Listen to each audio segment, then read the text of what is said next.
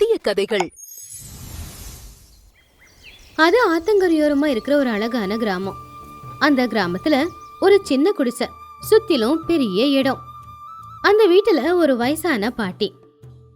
அவங்களுக்கு சொந்தம்னு இருக்கிறது அவங்க தூரத்து சொந்தமான ரங்கையா மட்டும்தான். அந்த பாட்டிக்கு ஒரு பழக்கம் இருந்துச்சு. அவங்க தினமும் ஒரு கைப்பிடி அரிசியை தானம் பண்றதுக்காக தனியா எடுத்து வச்சிருவாங்க. ஒரு நாள் காலையில ரங்கையா குடிசைக்கு வெளியில நடந்துகிட்டு இருக்கும்போது பாட்டி வெளியில வந்தாங்க. ஏண்டா ரங்கா, இன்னைக்கு அந்த மாட்டுக்கு புல்ல போட்டியாடா? பாவம் பசியில அது கத்திக்கிட்டு இருக்கு. அட போட்டுட்டேன் பாட்டி. அந்த மாடுங்க மேல இருக்கிற பாசம் என் மேல கூட உனக்கு இல்லை. அதுங்கள தான் நல்லா பாத்துக்கிற. பைத்தியக்காரா, அது கோமாதாடா. நமக்கு பாலும் கொடுக்குது, சாணத்தையும் கொடுக்குது. அதோட நன்றி கடனை தீர்க்க முடியுமாடா? சரி, இந்த ஒரு கைப்பிடி அரிசிய கோயிலுக்கு பக்கத்துல நிறைய ஏழைங்க இருக்காங்கல்ல, அவங்க கிட்ட கொடுத்து சமைச்சு சாப்பிட சொல்லு. பாட்டி, நமக்கு இப்ப சாப்பிடவே சாப்பாடு இல்லை. இதுல தினமும் ஒரு பிடி அரிசியை தானம் பண்ணா நம்ம நிலைமை என்னாகிறது? நம்ம ஜமீன்தார் கஜபதி ஐயா கிட்ட நிறைய நெல் மூட்டை இருக்கு. அவர் என்னைக்காவது ஒரு கைப்பிடியாவது தானம் பண்ணியிருப்பாரா? அவனை பத்தி நாம ஏண்டா பேசணும்? அவன் பெரிய பணக்காரன், நாம ஏழைங்கடா. ஏழைங்களா இருந்தாலும் பெரிய மனசு இருக்கிறவன் தான் மகாராஜா. என்னை எல்லாரும் ஏழையாதான் பாக்குறாங்க.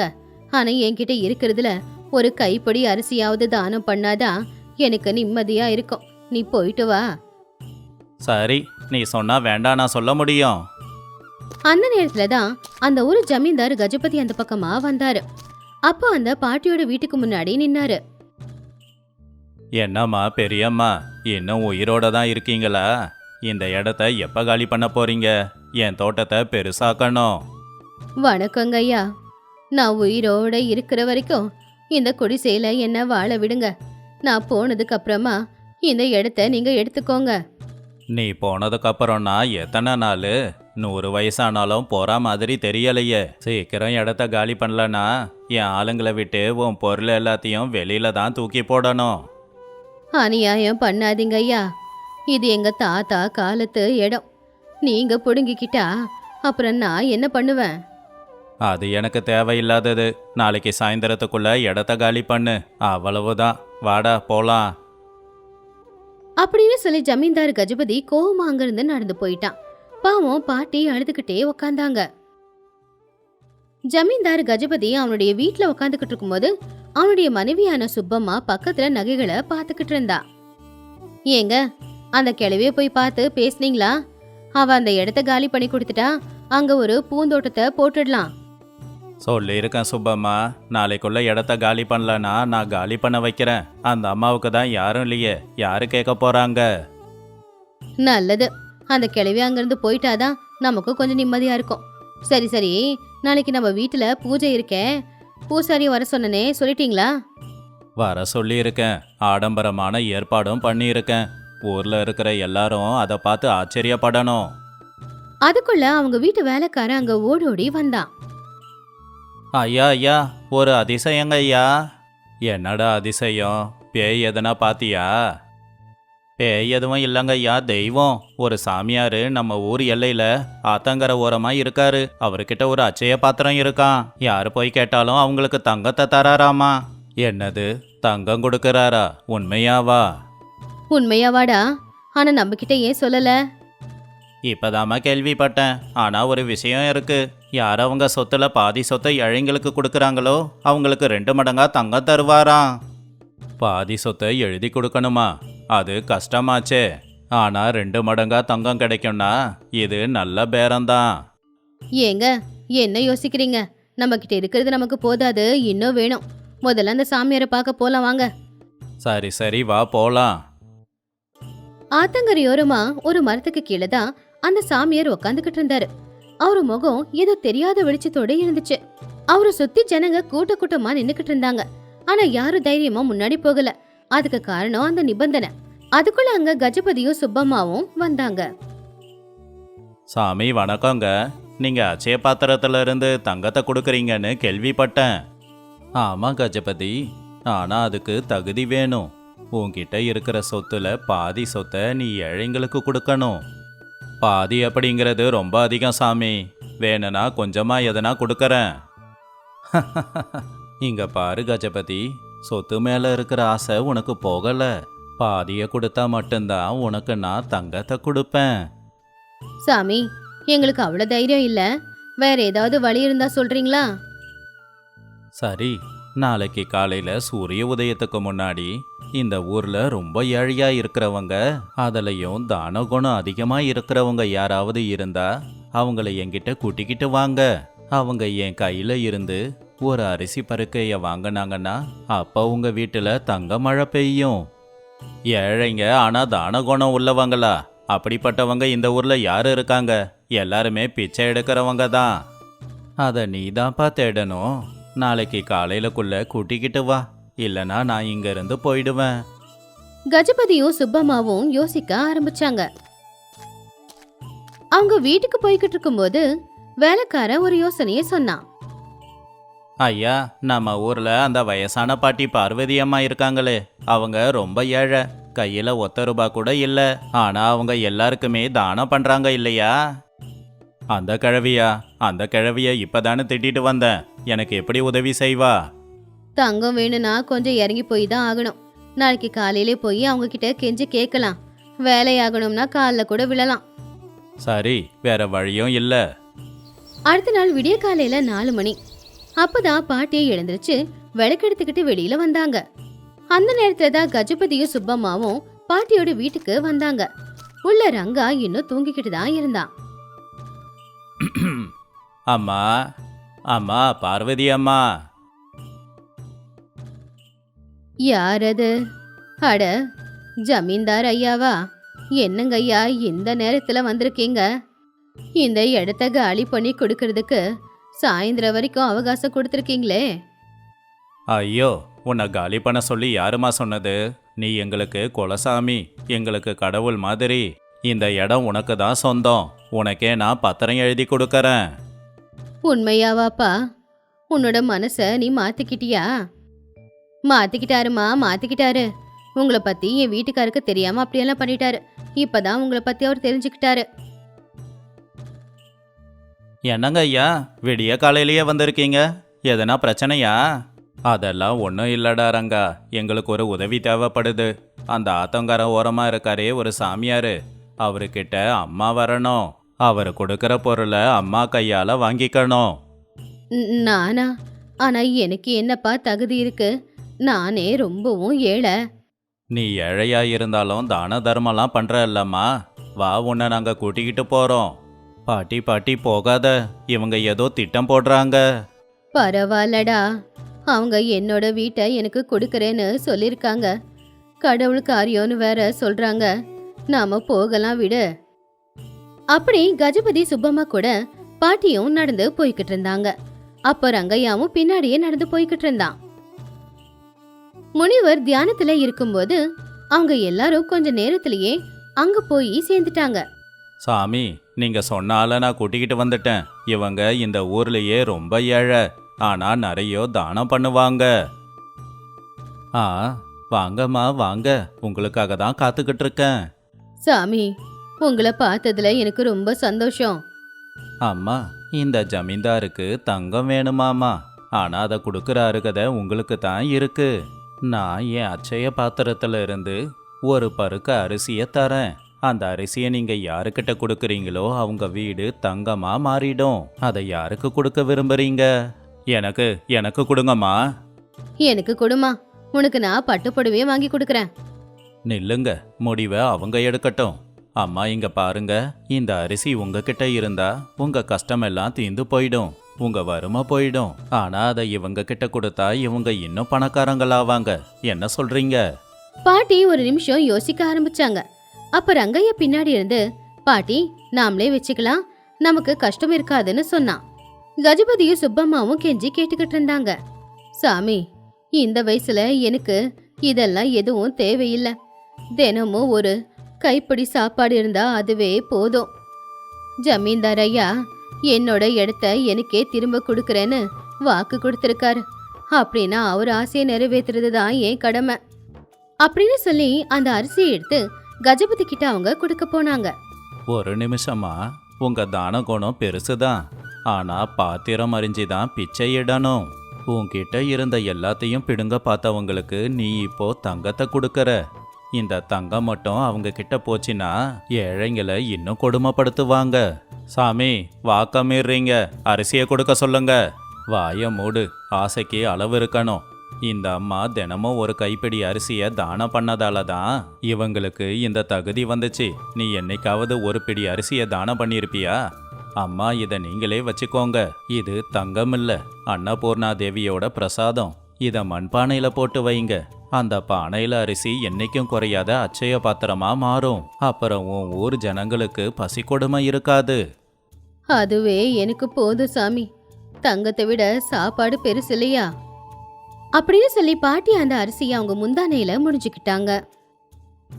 ஐயோ சாமி, என்ன மன்னிச்சிடுங்க. நான் உண்மையிலேயே ரொம்ப கெட்டவன் தான். இனி இப்படி இருக்க மாட்டேன். அம்மா, அந்த இடம் உங்களுக்கு தான் சொந்தம், எனக்கு வேண்டாம். நான் இப்பவே பத்திரம் எழுதி கொடுக்கறேன். ஆமாங்கம்மா, எங்களை மன்னிச்சிடுங்க. பாட்டியோட வீடு இப்ப அந்த ஊர்ல ஒரு சாப்பாடு சத்திரமா மாறுச்சு. அந்த பாத்திரத்துல இருந்து எவ்வளவு சாப்பாடு எடுத்தாலும் எடுக்க எடுக்க சாப்பாடு வந்துகிட்டே இருந்துச்சு. அங்க வந்த ஊர்ஜனங்க எல்லாருமே வயிறார சாப்பிட்டுக்கிட்டு இருந்தாங்க. ரங்கையா எல்லாருக்குமே பரிமாறிக்கிட்டு இருந்தான். கஜபதி சுப்பம்மாவும் வந்தவங்க எல்லாருக்குமே சேவைகளை செஞ்சுக்கிட்டு இருந்தாங்க. பாட்டி, பாத்தியா, நம்ம குடிசை இப்போ பெரிய அரண்மனை மாதிரி ஜொலிக்குதுல்ல? ஆமாண்டா, தங்கம் இருந்தா திருடனுங்களோட பயம் இருக்கும். ஆனா சாப்பாடு இருந்தா 4 பேர் பசியாவது தீரும். அந்த கடவுள் நம்மள ஏழைங்களா படிச்சாலும் கூட நமக்கு பெரிய மனசு கொடுத்துருக்காண்டா. அம்மா, நீங்க உண்மையிலேயே ரொம்ப நல்லவங்க தான். உங்களால இன்னைக்கு எனக்கு அறிவு வந்திருக்கு. அன்னையில இருந்து அந்த ஊர்ல யாருமே பசியோட தூங்குனதே கிடையாது. அந்த பாட்டியோட பேரு அந்த ஊர் முழுக்க ரொம்ப பிரபலமாச்சு. இந்த கதையில இருக்கிற நீதி, தங்கம் பணம் இன்னைக்கு இருக்கும், நாளைக்கு போயிடும். ஆனா பசி எப்பவுமே நிரந்தரம். அந்த பசியை தீக்கிறத விட பெரிய புண்ணியம் வேற எதுவுமே இல்ல. அது ஸ்ரீபுரம் அப்படிங்கிற ஒரு அழகான ஊரு. அந்த ஊர் எல்லையில தென்னந்தோப்புக்கு நடுவுல ஒரு சின்ன ஓட்டு வீடு இருந்துச்சு. அந்த வீடு பாக்குறதுக்கு ரொம்ப சாதாரணமான ஒரு சின்ன வீடா தான் இருந்துச்சு. ஆனா அந்த வீட்டோட கதவு எப்பவுமே திறந்துதான் இருக்கும். அந்த வீட்டுல அன்னபூர்ணமா அப்படிங்கிற 70 வயசு இருக்கிற ஒரு பாட்டி வாழ்ந்துகிட்டு இருந்தாங்க. அன்னைக்கு சாயந்தர நேரம் ஆகாயத்துல இருக்கிற மேகங்கள் எல்லாம் கருக்க ஆரம்பிச்சு வேகமா காத்தும் வீசுச்சு. ஊருக்கு வெளியில இருக்கிற ஒரு மண் தெருவுல மழையில நனைஞ்சுக்கிட்டு ராகவனும் அவனுடைய மனைவி ஜானகியும் நின்னுக்கிட்டு இருந்தாங்க. ஐயோ, பாத்தியா ஜானகி, நான் கிளம்பும் போதே சொன்னேன் மழை வர மாதிரி இருக்கு, கொஞ்சம் சீக்கிரமா நடன்னு. கேட்டியா? இப்ப பாரு, போற வழியிலேயே மழை பெய்யுது. நனைஞ்சி எனக்கு உடம்பெல்லாம் நடுங்குது. அதானே பார்த்தேன். எப்பவுமே நான் தான் தப்பு, நீங்க எந்த தப்பு பண்ணலையா? பக்கத்து ஒரு சந்தையில அந்த வளையலுக்கும் அந்த மஞ்சள் குங்குமத்துக்கும் கடைக்காரங்கிட்ட நீங்க தானே மணிக்கணக்கா பேரம் பேசிக்கிட்டு இருந்தீங்க. அதனாலதான் இப்ப தாமதம் ஆயிடுச்சு. ஆனா மழை பெஞ்சது தப்பு எம்எல்ஏயா? சரி வீடு, இப்ப எதுக்காக அதுக்கு ஒரு சண்டை? இருட்டாக போகுது, இந்த மழையும் நிக்கிற மாதிரி தெரியல. என்னால பசியும் தாங்க முடியல. காலையில வீட்டில இருந்து கொண்டு வந்த சாப்பாட்டை வழியிலேயே சாப்பிட்டுட்டோம்.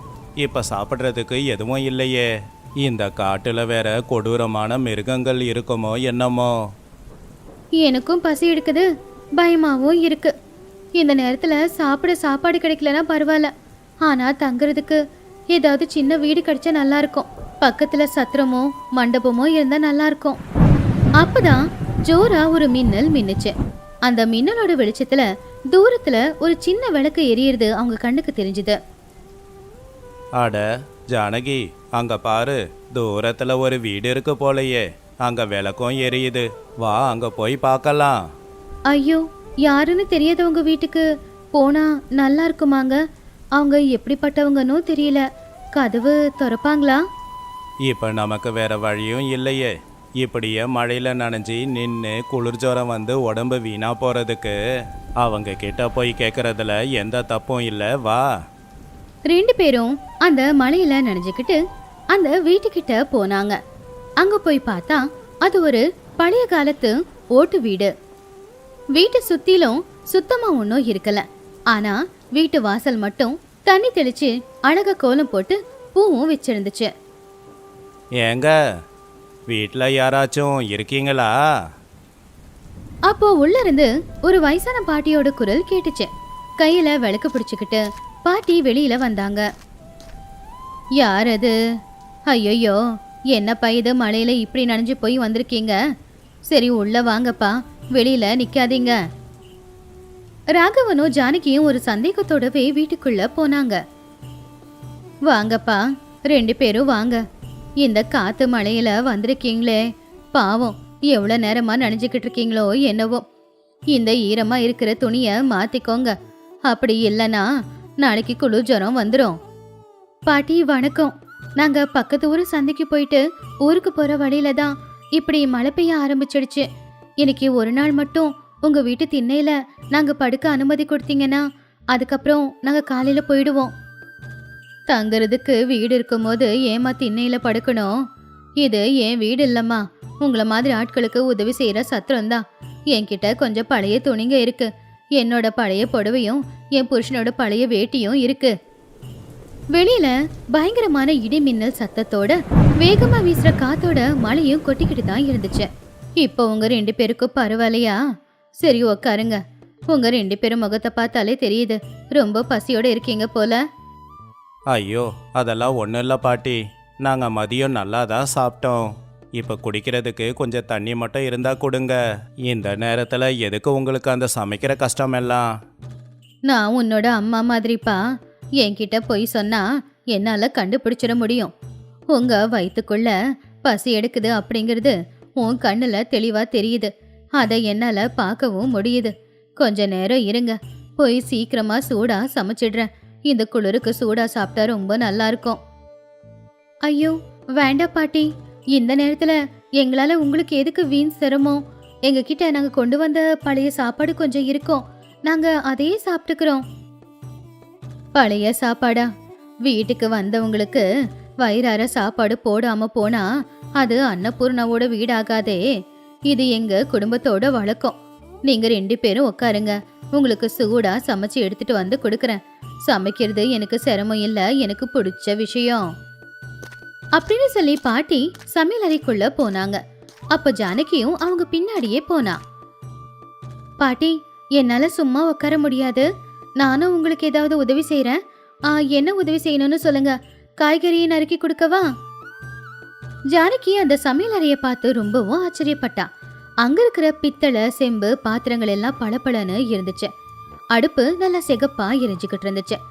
அங்க பக்கத்துல நிறைய மூட்டை அரிசி பருப்பு இருக்கிறது எல்லாத்தையும் பார்த்தா. அது மட்டும் இல்ல, எல்லா பாத்திரமும் பெருசு பெருசா இருந்துச்சு. பாட்டி, இங்க பார்த்தா இவ்வளவு பெரிய பெரிய பாத்திரம் இருக்கு, ஏதோ கல்யாணத்துக்கு சமைக்கிற மாதிரி.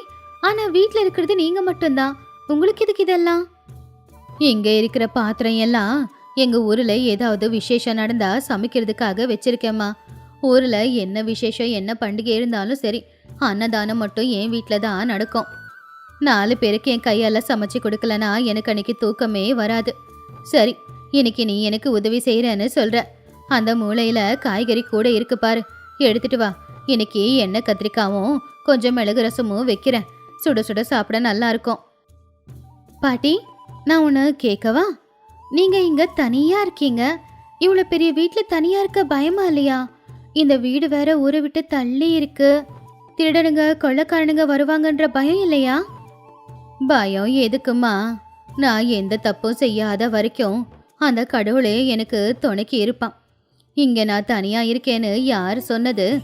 எப்படியும் யாராவது ஒருத்தங்க வந்துக்கிட்டு போய்கிட்டு இருப்பாங்க. இன்னைக்கு நீங்க வந்திருக்கீங்க, நேத்திக்கே ஒரு சாமியார் வந்தாரு, அதுக்கும் முன்னாடி ஒரு வியாபாரி வந்திருந்தாரு. இவங்க எல்லாருக்கும் சமைச்சு கொடுக்கறது தான் என் வேலை. இவங்க எல்லாரும் தான் என் உறவுகள். எல்லாருக்கும் இலவசமா சாப்பாடு போடுறீங்களா? ஆனா அந்த செலவுக்கெல்லாம் என்ன பண்றீங்க? உங்களுக்கு ஏதாவது சம்பாதனை இருக்கா? சம்பாதிக்க வேண்டிய அவசியம் எனக்கு என்னமா இருக்கு? என் புருஷன் அவர் போறதுக்கு முன்னாடி எனக்கு தேவையான எல்லாத்தையுமே கொடுத்துட்டு போயிட்டாரு. குத்தகைக்கு கொடுத்த வயல்ல இருந்து எனக்கு அரிசி பருப்பெல்லாம் வந்துடும். அதே மாதிரி தோட்டத்துல நிறைய காய்கறியும் விளையுது. இது எல்லாத்தையுமே தனியா நான் என்ன செய்ய போறேன்? அதனால எல்லாருக்கும் சமைச்சு போட்டு அவங்க முகத்துல சந்தோஷத்தை பாக்குறேன். எனக்கும் பசங்க இருக்காங்க. ஆனா உங்க பிள்ளைங்க எங்க இருக்காங்க பாட்டி? அவங்க உங்களை பாத்துக்க மாட்டாங்களா? என் பிள்ளைங்க எல்லாருமே பட்டணத்திலேயே தங்கிட்டாங்கம்மா. அவங்களுக்கு அங்கதான் வேலை. அம்மா, இந்த கிராமத்துல இந்த ஊர் எல்லையில இந்த சின்ன வீட்டுல நீ ஏன் இருக்கணும்? வாமா, எங்க கூட பட்டணத்துல வந்து தங்கு, அங்க நீ சந்தோஷமா இருப்பேன்னு சொல்லுவாங்க. ஆனா எனக்கு இந்த மண் வாசம், இந்த அடுப்புல எரியிற நெருப்பு, வரவங்க கண்ணுல தெரியிற பசி, அந்த பசியை தீக்கலனா எனக்கு நிம்மதியாவே இருக்காது. அதனாலதான் இந்த மண்ணை விட்டு நான் எங்கேயுமே போகல. அப்பதான் ராகவனும் சமையலறைக்குள்ள வந்தான். வாசம் ரொம்ப நல்லா இருக்கு பாட்டி. மிளகு ரச வாசம் அங்க வரைக்கும் வருது. எனக்கு ரொம்ப பசி எடுக்குது. பசி ருசிய அதிகமாக்கும்பா. சரி வாங்க, சமையல் முடிஞ்சிருச்சு. 2 பேரும் வாழை இலையை போட்டு உக்காருங்க. சூடு ஆறுறதுக்கு முன்னாடியே சாப்பிடணும். ராகவனும் ஜானகியும் உக்காந்துருந்தாங்க. அவங்க முன்னாடி 2 வாழை இலை இருந்துச்சு. பாட்டி அவங்க 2 பேருக்கும் சாப்பாடு பரிமாறினாங்க. வாழை இலையில சுட சுட சாப்பாடு, அதுக்கு மேல எண்ணெய் கத்திரிக்காய் குழம்பும், அப்புறம் பக்கத்துல குடிக்கிறதுக்கு மிளகு ரசமும் இருந்துச்சு. அப்படியே கொஞ்சம் தயிரும் ஊறுகாயும். அட அட அட ஜானகி, என்ன இது? இது என்ன கத்திரிக்காய் குழம்பா இல்ல இது அமிர்தமா? நாக்கில வச்சதும் கரைஞ்சு போயிடுச்சே. உண்மைதாங்க, எங்க அம்மா செஞ்சு கொடுக்கற சமையல் கூட இவ்வளவு சுவையா இருக்காதே. பாட்டி, இந்த குழம்புல நீங்க என்ன போட்டீங்க? சாதாரண கத்திரிக்காய் தானே, ஆனா இவ்வளவு சுவை எப்படி வந்துச்சு? இதுல ரகசியமா போட எதுவும் இல்லம்மா. தோட்டத்துல விளைஞ்ச கத்திரிக்காய், அம்மியில அரைச்ச மசாலா, கூடவே கொஞ்சம் பாசம், இது எல்லாத்தையும் கலந்து செய்யும்போது எல்லா சமையலும் சுவையாதான் இருக்கும். எல்லாரும் சமையல ஒரு வேலையா நினைச்சு கஷ்டத்தோட செய்வாங்க. ஆனா நான் சமையல பூஜையா நினைச்சு பக்தியோட செய்வேன். பசின்னு வரவங்களுக்கு வயிறார சாப்பாடு போடும்போது அவங்க கண்ணுல கடவுள் தெரியவாரு. அந்த கடவுளை தான் தினமும் நான் கும்பிடுறேன். பாட்டி, நீங்க சொல்றது உண்மைதான். நான் எத்தனையோ பேரோட வீட்டு விருந்துக்கு போயிருக்கேன், எத்தனையோ கோவில்லையும் சாப்பிட்ருக்கேன். ஆனா இந்த சாப்பாடு மகிமை வாய்ந்தது. இது ரொம்ப சுவையா இருக்கு. மகிமையும் இல்ல, ஒன்னும் இல்ல, இது வெறும் சாப்பாடு தான். நல்லா சாப்பிடுங்க. இன்னும் கொஞ்சம் ரசம் ஊத்தவா இல்ல மோர் ஊத்தவா? போதும் பாட்டி, வயிறும் நிறைஞ்சு போச்சு, மனசும் நிறைஞ்சு போச்சு. இவ்வளவு அன்பு சமீப காலத்துல யாரும் எங்க மேல காட்டினதே இல்ல. ராகவனும் ஜானகியும் நல்லாவே சாப்பிட்டு முடிச்சாங்க. மழை நின்னு போச்சு, ஆனா காத்து வீசிக்கிட்டு இருந்துச்சு. அப்ப அன்னபூர்ணம்மா அவங்க 2 பேரும் படுக்கிறதுக்கு படுக்கையை ஏற்பாடு பண்ணாங்க. இன்னைக்கு ராத்திரிக்கு நீங்க 2 பேரும் இங்கேயே தங்கிட்டு நாளைக்கு காலையில போனா போதும். பயப்படாதீங்க, நான் இங்க பக்கத்து அறையில தான் இருப்பேன். அடுத்த நாள் காலையில ஆச்சு. காலையிலே வீட்டை சுத்தி கலகலன்னு பறவைங்களோட சத்தம். அப்பதான் ராகவனும் ஜானகியும் எழுந்திருச்சாங்க. வீட்டுக்கு வெளியில யாரோ பேசிக்கிட்டு இருக்கிற மாதிரி சத்தம் கேட்டுச்சு. ராகவனும் ஜானகியும் வெளியில வந்து பார்த்தப்போ அங்க ஒரு 4 விவசாயிங்க 2 பெரிய பெரிய மாட்டு வண்டியில நிறைய மூட்டைகளை இறக்கிக்கிட்டு இருந்தாங்க. அது ரொம்ப கனமாவும் இருந்துச்சு. அம்மா கும்பிடுறம்மா, இந்த வருஷ குத்தக வருமானமா 50 மூட்டை நெல்லை கொண்டு வந்திருக்கேன். அப்படியே 1000 தேங்காவும் கொண்டு வந்திருக்கேன். எங்க வைக்கணும்? சந்தோஷம் ராமையா. சரி, ராமர் கோவிலுக்கு கொடுக்க வேண்டிய பணத்தை கொடுத்துட்டியா? அப்புறம் அந்த அன்ன சத்திரத்துக்கு கொடுக்க வேண்டிய அரிசியை கொடுத்துட்டியா? இது எல்லாத்தையுமே அவங்களுக்கு கொண்டு போய் கொடுத்துரு. மிச்சம் இருக்கிறத பின்னாடி இருக்கிற அறையில கொண்டு போய் வெய்யே. சரிங்கம்மா, நீங்க சொன்ன மாதிரியே செய்யறோம். இத பார்த்து ராகவனும் ஜானகியும் ஒருத்தங்க முகத்தை இன்னொருத்தங்க பாத்துக்கிட்டாங்க. அப்ப ராகவன் ரகசியமா ஜானகி காதுல இப்படி சொன்னான். ஜானகி, பாத்தியா? 50 மூட்டை அரிசியாமா, 1000 தேங்காயாமா. இவங்கள பார்க்க சாதாரணமானவங்களா தெரியல, ஏதோ ஜமீன்தார் குடும்பம் போல. ஆனா எவ்வளோ எளிமையா இருக்காங்க. ஆமாங்க, ஒண்ணு இல்லாதவங்களே இப்பெல்லாம் ஆடம்பரமா வாழ்றாங்க. ஆனா இந்த அம்மா கால்ல ஒரு செருப்பு கூட போட்டுக்கிட்டு இல்ல. ரொம்ப நல்ல மனுஷங்க. அன்னபூர்ணி அம்மா வேலைக்காரங்க கிட்ட பேசிட்டு உள்ள வந்துட்டாங்க. ஏம்மா, வெளியில அத்தனை வேலைக்காரங்க, அத்தனை மூட்டை அரிசி, இது எல்லாத்துக்கும் நீங்க தான் சொந்தக்காரியா? எனக்கு இதை பார்த்தா மயக்கமே வரா மாதிரி இருக்கு. இங்க யாருக்கும் எதுவுமே சொந்தம் இல்லப்பா, எல்லாமே கடவுளுக்கு சொந்தம். நாம அதை பாதுகாக்கிறோம், அவ்வளவுதான். இதெல்லாம் என் புருஷன் எனக்காக சம்பாதிச்சு கொடுத்துட்டு போனது. அதை எல்லாத்தையுமே நல்லபடியா பாத்துக்க வேண்டிய பொறுப்பு மட்டும்தான் என்கிட்ட இருக்கு. ஆனா எனக்கு இவ்வளவு சொத்தோட தேவை இல்லப்பா. 2 வேளை சாப்பாடு இருந்தா போதும். தங்க ஒரு இடமோ கட்டிக்கு துணியோ இருந்தா போதும். அதனாலதான் மிச்சம் இருக்கிற எல்லாத்தையுமே எல்லாருக்காகவும் கொடுத்துக்கிட்டு இருக்கேன். நாம போகும்போது எடுத்துட்டு போறதுக்கு என்னப்பா இருக்கு? இந்த புண்ணியம்தான் இருக்கு. இவ்வளவு சொத்து இருக்கு. ஆனா இங்க வரவங்களுக்கு நீங்களே உங்க கையார சமைச்சு கொடுக்குறீங்க. வேலைக்காரங்க கிட்ட சொல்லி சமைக்க சொல்லலாம்ல? உங்களுக்கு கஷ்டமா இல்ல? வேலைக்காரங்க சமைச்சா அது வேலையாகும், அவ்வளவுதான். அதுவே நான் சமைச்சா அது பாசமாகும். வீட்டுக்கு பசின்னு வர குழந்தைங்களுக்கு சமைச்சு கொடுக்கறவ தாய் தானே, வேலைக்காரி கிடையாது இல்லையா? இந்த வீட்டுக்கு யாரெல்லாம் வராங்களோ அவங்க எல்லாம் நான் பெறாத பிள்ளைங்க தான். அவங்களுக்கு ஏன் கையால தான் நான் சமைச்சு கொடுக்கணும். அதை கேட்டதுமே ஜானகியோட கண்ணுல இருந்து கண்ணீர் வந்துச்சு. பாட்டி, நீங்க மனுஷ உருவத்துல இருக்கிற கடவுள். நேத்து நாங்க வரும்போது உதவி கேட்டுதான் இங்க வந்தோம். ஆனா இன்னைக்கு போகும்போது ஒரு பெரிய பாடத்தை கத்துக்கிட்டு போய்கிட்டு இருக்கோம்.